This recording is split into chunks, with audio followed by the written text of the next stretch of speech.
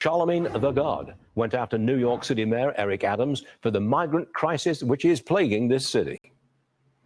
You told them to come, Mayor Adams. Let's like everybody we're not gonna let none of the Democrats off the hook who were saying they had sanctuary cities and they were saying come on in, come on in, come on in. And that's when Republicans started shipping them. And then that's when they was like, everybody stop. It's too much. That's what they were trying to tell you from the beginning, but you didn't want to listen. He gets right to the point, doesn't he? Chris Oliveras with the Texas Department of Public Safety joins me now. All right, Chris. Yeah, we're going to let rumble alone for tonight. That's the real problem here, isn't it? Apart from an open border.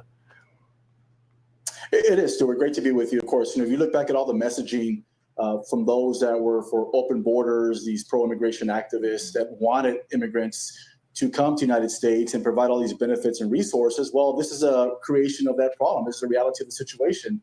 When you have that type of messaging, when you encourage illegal immigrants to make their way to the United States and then you give them all these benefits, well, it's going to encourage more to come. Now they're dealing with the problem and they don't like it.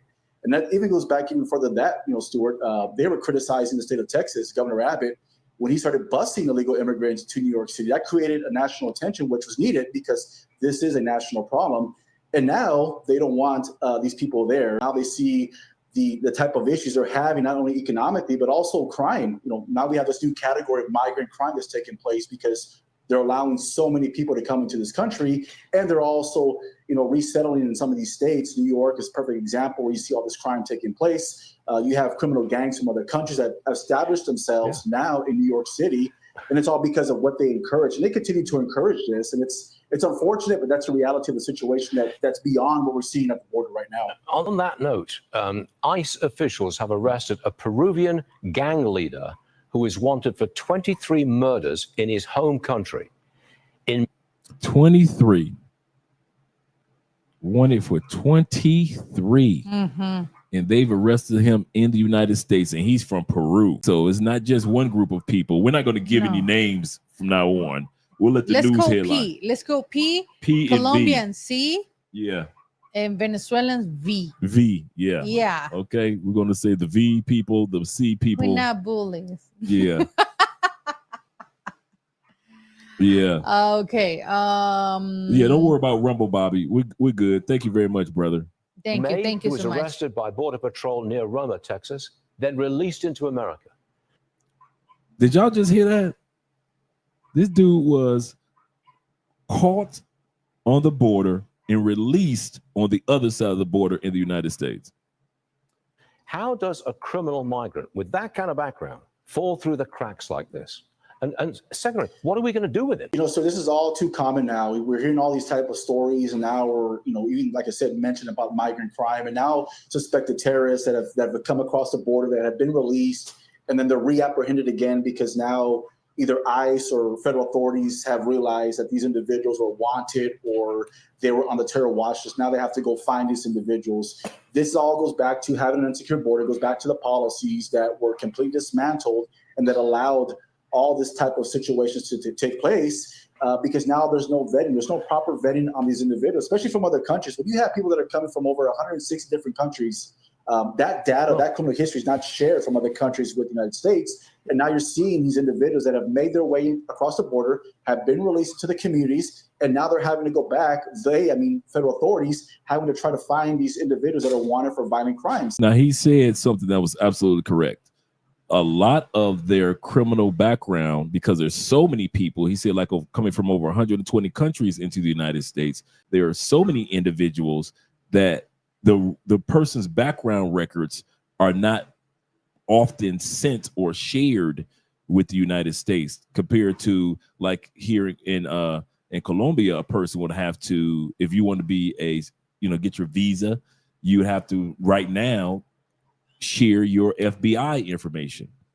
But when it comes to sharing, of the individuals going into the United States, 120 different countries, it's a completely different thing. So, and that's what makes it problematic in the United States. This situation, and like I said, it goes beyond what we see on TV when you see large groups of illegal immigrants coming across. There's more to this border situation, and that is a reality. And now we're more vulnerable now than we've ever been as a country because of those type of threats. I remember back in the late 1970s, Fidel Castro opened the prisons in Cuba, shoved them all over into Florida and elsewhere in the U.S., and there was crimes committed all over the country. It seems like some Latin American countries are doing the same thing again now.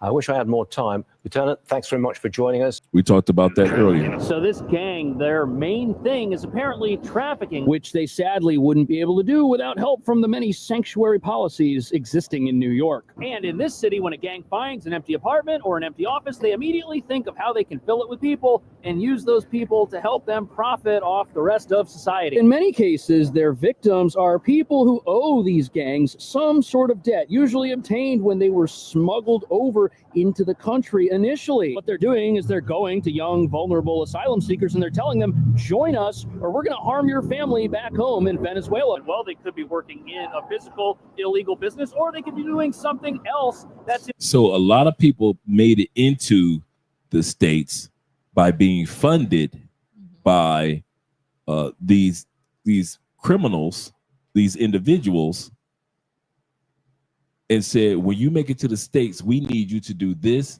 that, this, and that. If you don't, we're going to take care of your family back in your home location.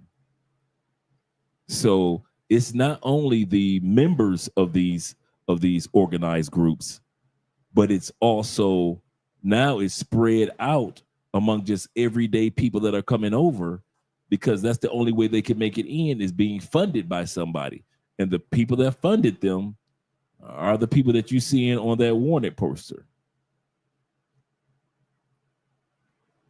Illegal. They could be foot soldiers, for example, who are recruited to go out and commit crime. They could also be people who are forced to sell items that are stolen by gangs on blankets on the street. You've got to wonder when you see a woman pulling tools out of a bag that came from Home Depot, is she there by choice or is she there because someone's forcing her to be there? New York City sending 4,500 migrants back to Texas, offering free one-way plane and bus tickets to other states. So Abbott sends migrants to New York, then New York spends all this money, millions, to send them back to Texas. The Big Apple has spent more than... So Texas has sent around 30,000 people to New York on buses, and it looks like New York is now trying to send them back. In fact, asylum seekers here can not only get a free plane or bus ticket anywhere in the world, after their shelter stays expire, they're forced to reapply for housing at a location where these are handed out, revealing that even though New York is America's largest sanctuary city, our leaders don't want people staying here for some reason. Governor Greg Abbott might have thought that he had the last laugh when he bussed tens of thousands of migrants from his state to New York City. But the Big Apple's mayor, Eric Adams, might have one-upped him. Adams is sending 4,500 arrivals back to the Lone Star State. Adams is also returning migrants to Illinois, Florida, and Colorado.